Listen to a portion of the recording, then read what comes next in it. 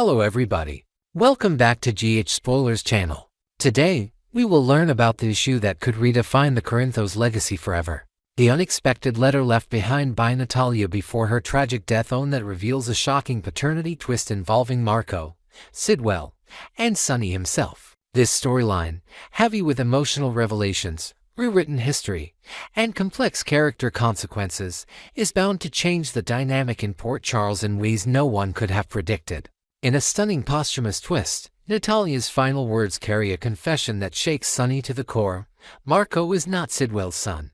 Marco is Sonny's biological son, the product of a night that Sonny doesn't even remember from nearly 3 decades ago. Let's go back to how this all unfolded.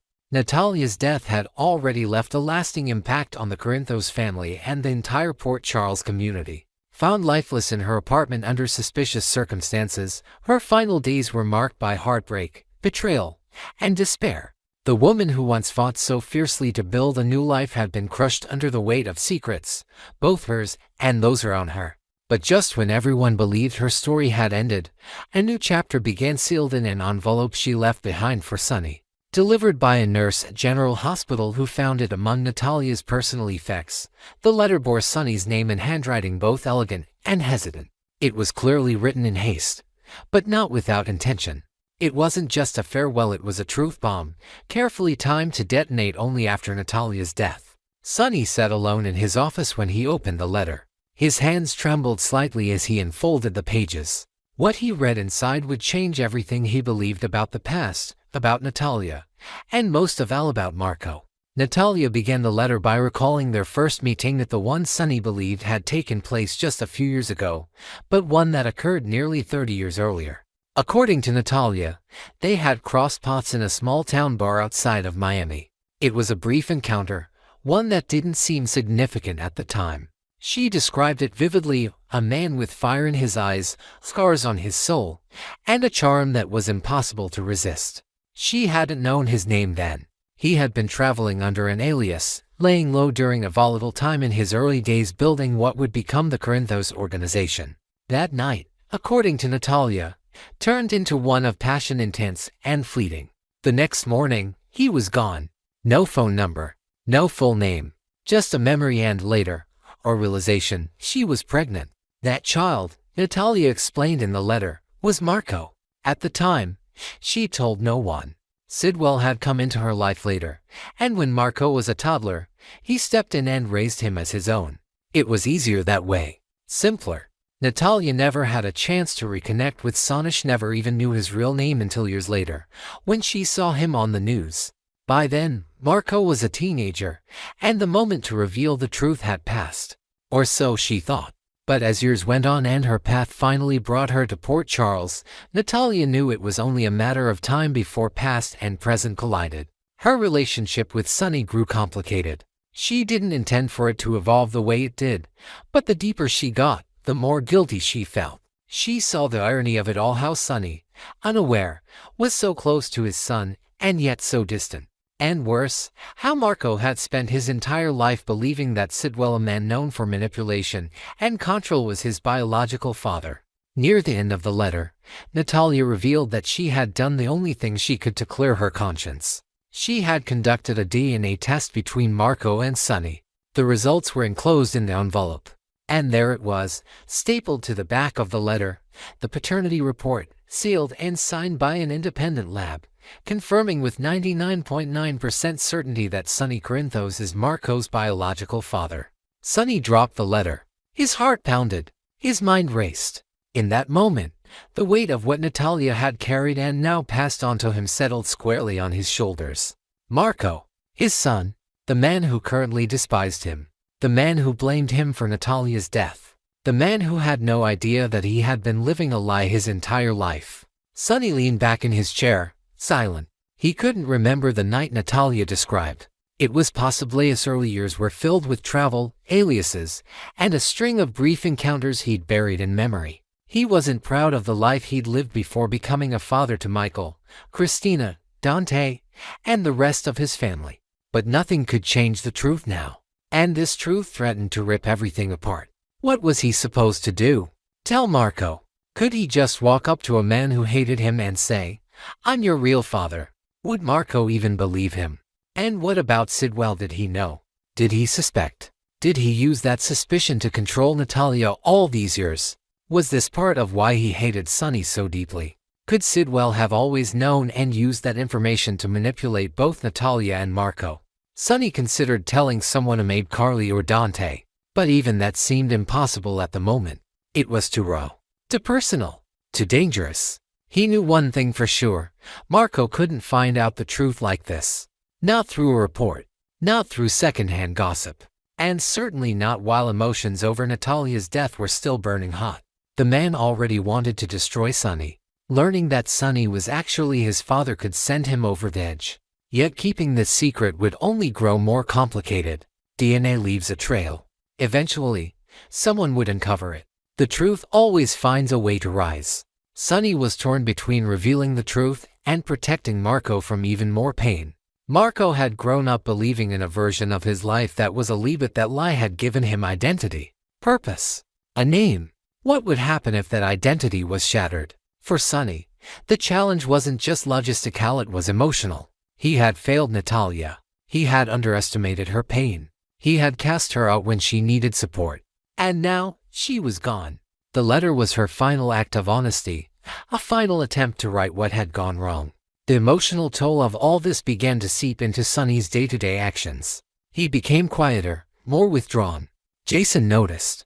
So did Michael. Even Nina, now distanced from Sonny, could sense something had shifted in him. But Sonny kept the letter close, hidden away in his office, reading it late at night when sleep refused to come. Every word reminded him of what he'd lost and what he might still lose.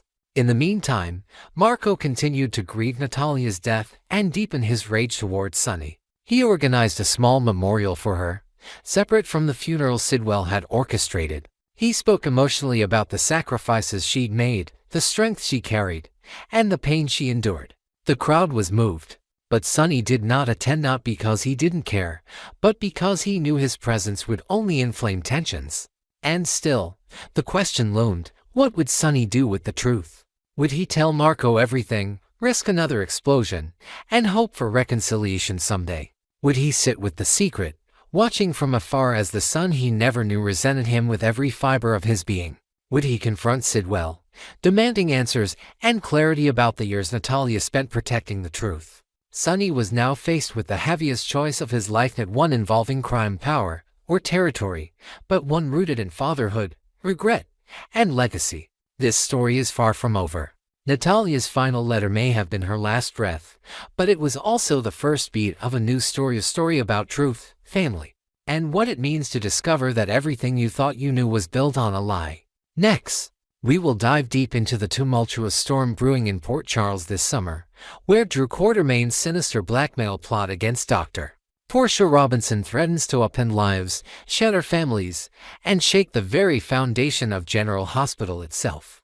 As secrets unravel and betrayals come to light, the town teeters on the brink of an explosive reckoning. With Drew's ruthless scheming, Portia's hidden crimes, and the ripple effects touching everyone from the Corinthos clan to the hospital staff, this saga promises high-stakes drama at every turn. Buckle up as we explore the intricate web of deceit, desperation, and potential redemption in this sprawling tale of power and consequence.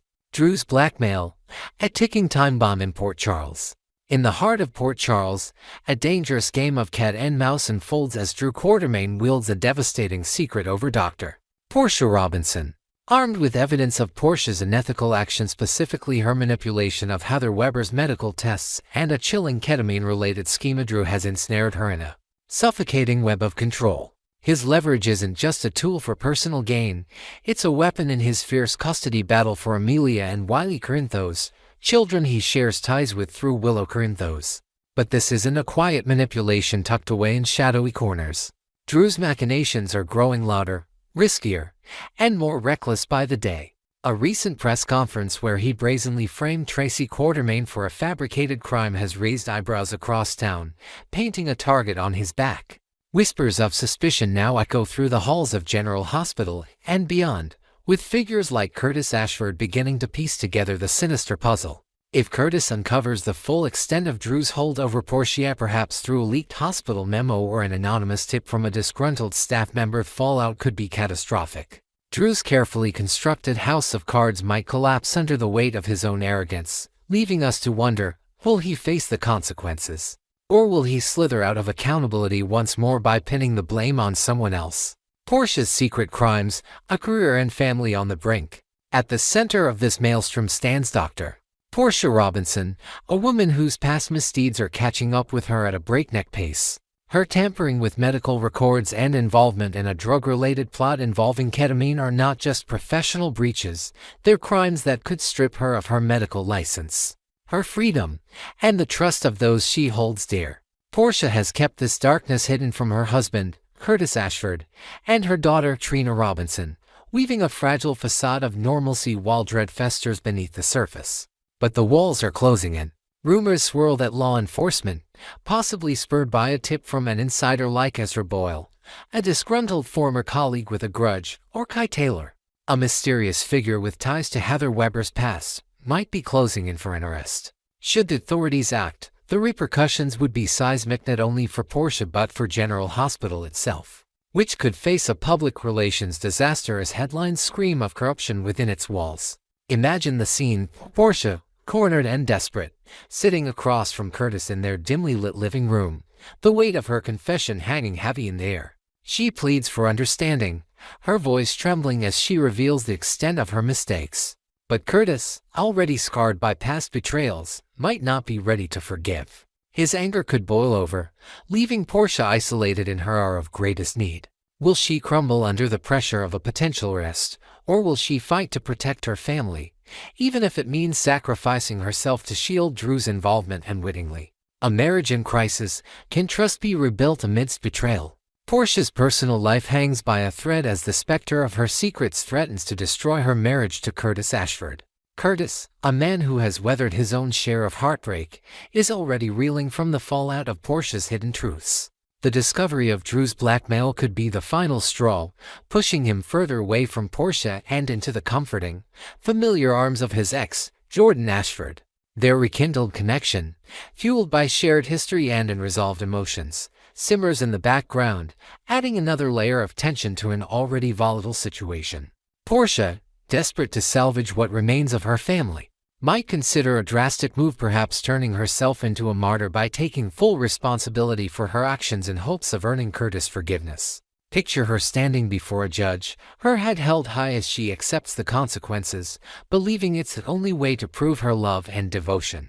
Meanwhile, Trina, caught in the crossfire of her parents' crumbling relationship, grapples with her own feelings of betrayal and confusion. Will Portia's potential downfall drive an irreparable wedge between her and her loved ones, or could this crisis somehow forge a path toward healing, however unlikely that might seem? Ripples through Port Charles, the Corinthos family, and beyond. The chaos surrounding Portia's predicament extends far beyond her immediate circle, sending shockwaves through the entire community of Port Charles.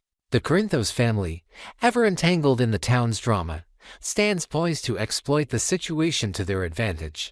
Michael Corinthos, with his keen business mind and protective instincts, might see Drew's unraveling as an opportunity to strike a blow against a long-standing rival. Carly Spencer, never one to shy away from a fight, could rally her allies to undermine Drew's credibility, especially as his engagement to Willow teeters on the edge of collapse under the weight of his deceit. Willow herself, torn between loyalty to Drew and the mounting evidence of his manipulations, faces an agonizing decision that could alter the trajectory of her family forever.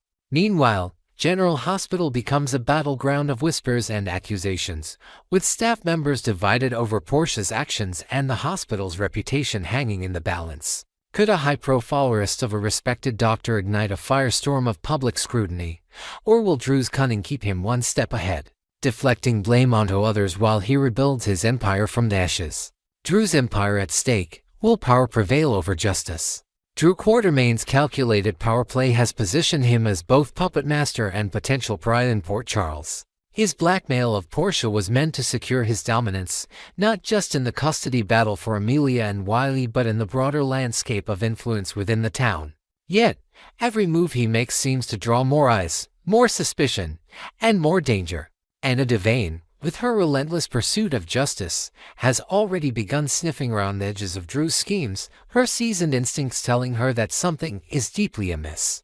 If her investigation uncovers concrete evidence, perhaps a hidden audio recording of Drew strong-arming Portia or a paper trail linking him to the fabricated accusations against Tracy, consequences could be dire. But Drew is nothing if not resourceful. Picture him in his sleek office at the Quartermain mansion, plotting his next move with ice-cold precision, ready to shift blame or fabricate new narratives to protect his interests. Will his empire withstand the mounting pressure, or will Portia's potential arrest be the domino that topples his carefully constructed world? Next, we will immerse ourselves in the whirlwind of drama that unfolded in Port Charles during June, celebrating the standout performances that captivated audiences on ABC General Hospital. This month, the women of GH nearly stole the show with their powerful portrayals, while an unexpected newcomer carved out a remarkable space for himself. From fiery confrontations to heartbreaking meltdowns, the talent on display was nothing short of extraordinary. Join us as we spotlight SoapHub's picks for Performer of the Month and delve into the nuanced performances, unforgettable moments, and emotional depth that made June a month to remember in the world of daytime drama. Tracy Quartermain's resurgence, Jane Elliott's commanding return. In the ever-evolving saga of Port Charles, Jane Elliott's return as Tracy Quartermain has been a masterclass in versatility since she rejoined GH in 2023. Over the past year, we've witnessed Tracy's transformation from a corporate shark seizing control of ELQ to a tender, doting grandmother to Brooklyn and her new grandson, Joe. Her softer side, especially in moments of quiet reflection over the late Gregory, has endeared her to fans in unexpected ways. However, June brought out the vintage Tracy we've all missed, a woman with sharp edges and unapologetic ferocity. The defining moment came during Drew Quartermain's highly publicized press conference, where Tracy, initially poised to offer familial support, did a stunning about-face. With piercing clarity, she publicly denounced her nephew as a ruthless, cutthroat congressman, her words slicing through the room like a blade. This wasn't just a family spat. It was Tracy reclaiming her mantle as a force of nature, unafraid to call out to sea even within her own bloodline. Her motivations seemed rooted in a desire to protect the Quartermain legacy from Drew's machinations, a cause she deemed worth resurrecting her infamous hard-edged persona for. Watching Tracy oscillate between warmth and icy resolve reminded us why Jane Elliott remains a titan of soap opera acting. Could this bold move signal a larger battle within the Quartermain clan, or is Tracy simply reclaiming her rightful place as the family's moral compass? Rory Gibson's seamless debut as Michael, a fresh take on a familiar face. Meanwhile, a breath of fresh air blew into Port Charles with Rory Gibson stepping into the iconic role of Michael Corinthos, a character etched into GH history by Chad Duell's nearly 15-year tenure. Gibson's arrival was met with cautious curiosity, but within just a month, he has won over fans with a portrayal that feels both familiar and strikingly new. From his first scene, Gibson hit the ground running, effortlessly forging a deep and spoken bond with Jason Morgan, a relationship that anchors much of Michael's current storyline. His raw, simmering anger toward his cheating ex-wife, Willow, is palpable, each glare and terse word dripping with betrayal and unresolved pain. Imagine Michael pacing the docks late at night, staring out at the water as memories of happier times clash with his current bitterness. Gibson captures that quiet torment with a nuanced intensity. Beyond the rage, there's a vulnerability in his performance, a flicker of the boy who still yearns for family amidst the chaos of the Corinthos legacy. His ability to balance fury with fragility has cemented his place in the hearts of viewers. Does Gibson's fresh perspective hint at a new direction for Michael? Perhaps a reconciliation with his past, or will his anger lead him down a darker path in the months to come? Eva Luru's explosive breakdown as Natalia, a descent into despair. A last-minute addition to June's standout performances came in the form of Eva Luru's unforgettable turn as Natalia during the gripping June 30th episode. Luru, who initially portrayed Natalia as Blaze's overbearing mo-major and later as a mother harboring deeply problematic views toward Blaze and Marco, unleashed a side of the character that left viewers reeling. When Natalia learned that Sonny Corinthos would not be accompanying her as she fled the country, the news shattered her carefully constructed world. What followed was a descent into madness, a full-on breakdown that spiraled into a suspected overdose. staged with such gut-wrenching authenticity by Lure that it felt like watching a real tragedy unfold. Picture Natalia alone in a dimly lit hotel room, her mascara-streaked face reflecting in a cracked mirror as she unravels, her voice breaking with every frantic plea to an empty room. Lure's portrayal of a woman scorned, consumed by rejection and desperation, transcended the typical soap opera trope, delivering a performance that will linger in memory. This moment not only redefined Natalia as a character but also showcased Lure's remarkable range. Will Natalia's collapse mark the end of her journey in Port Charles, or could this be the beginning of a redemption arc born from such raw vulnerability? Caitlin McMullen's heart-wrenching Willow love and loss in the courtroom. Amidst the chaos of the Corinthos vs. Corinthos custody battle, one performance emerged as the undeniable highlight of the month.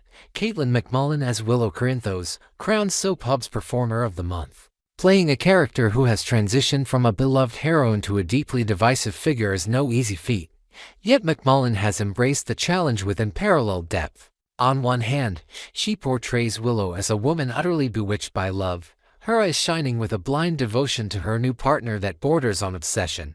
Scenes of her lost in romantic reverie, perhaps gazing at a memento of her lover while the world fades around her, highlight McMullen's ability to convey infatuation with a dreamlike quality. On the other hand, when the courtroom drama reached its devastating climax, McMullen shattered viewers' hearts as Willow broke down after losing custody of her children.